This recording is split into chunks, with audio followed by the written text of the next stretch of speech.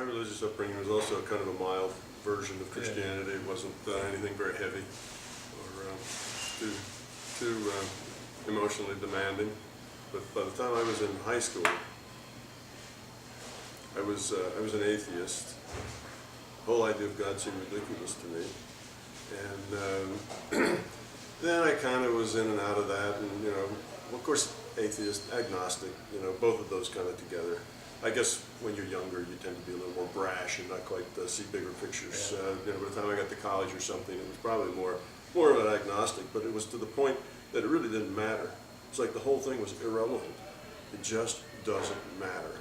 Okay, whether you go on, whether you survive this lifetime or not, so what? I mean, what's the point?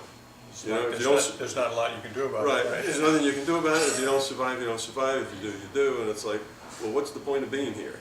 And you get this idea. It's to live right. It's to be. It's to love. It's to care. It's to have a relationship. Well, then let's get about doing that. And whether you survive after death or not, to me, probably from the time I was 18 or older, it was like totally irrelevant, and it really doesn't make any difference. And it wasn't it wasn't an issue that was interesting to me. And I haven't changed a whole lot from that, in the sense that, I know that consciousness goes on. Consciousness doesn't end with the body. Consciousness is the fundamental thing. The body's just a virtual thing, and that makes sense. And you can derive physics from it as well as metaphysics. And having been there and experienced a lot of transitions between this reality frame and other reality frames, I know that that's the way it is. But still, it doesn't make that much difference if people are kind of wound up around is there life after death question. That's your fear talking. That's you're struggling with beliefs, you're struggling with your ego, and it really doesn't make any difference. You just live this life the best way that you can, and let everything else take care of itself. So I kind of dropped off my religious belief structures pretty early on too. They weren't really terribly deeply ingrained.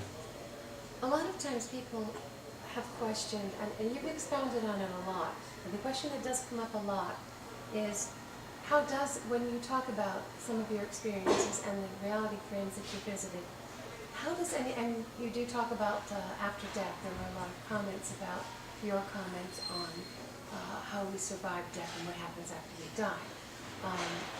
How does anyone know? This seems to be confusing to people that you could know this. How would you answer that point? Well, you know the same way you know anything. Experience. That's the only way to know. If it's not your own experience, then it's not your own truth. If you believe it, then it's somebody else's truth, not yours. So you have to experience it. So my experience has been in being part of transitions, where you can watch transition happen. Worked for a time in that reality frame where you help people in the transitions. So if you have enough experience in it and you see what's going on and how it works, it's the same as anything else. Then you talk about it just like the experience you have, driving a car or getting around in New York City. If you just get dropped off here one day, you're lost. You can't get around. But if you've been here for a while and you've kind of learned the lay of the land and where the streets go and sort of thing, then you have experience. So how do you know how to get around in New York City? How do you know how to get around in the larger reality frame? And how do you know that the consciousness survives death? Well, you have to go there, experience that, be a part of it, and then you know. It's not a matter of it's good theory. It's all from the theory, so we extrapolate. That's all intellectual. Intellectualizing these things won't get you very far. You don't learn a whole lot that way. It has to be experience. So. that just pickled a memory. You probably heard of Elisabeth Kubler-Ross, who wrote a series of books about death and dying. And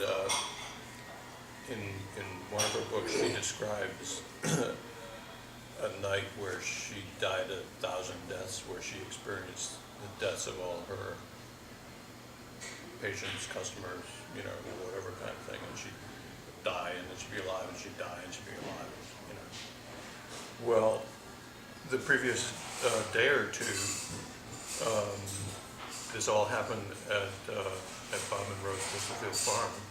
It was 4th of July weekend, 1975, and there was an American Parapsychological Society meeting at the University of Virginia. So Elmer Green and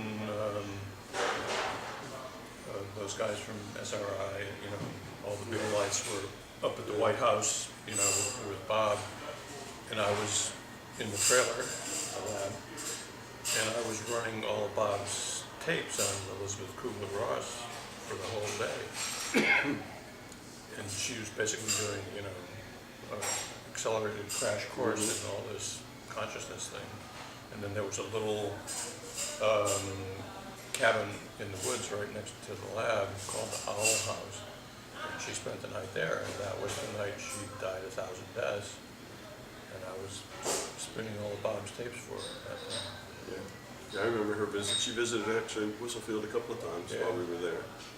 And many people did. You know, those SRI guys, that was Target put off. Target put off with that. And Elmer and Elise Green. You talked about rescuing people and how you should attempt to do this in another reality state. Have you helped many people when natural disasters have struck? Have you gone out, especially when a lot of people were involved in, say, in a hurricane or a tsunami? Have you gone out and helped rescue someone? No, not with natural disasters. I generally don't get involved in that. The times, and it's not that this is something I do all the time. It's just occasional. And typically, I get, you know, picked for it. I get selected. I get, you know, a special case.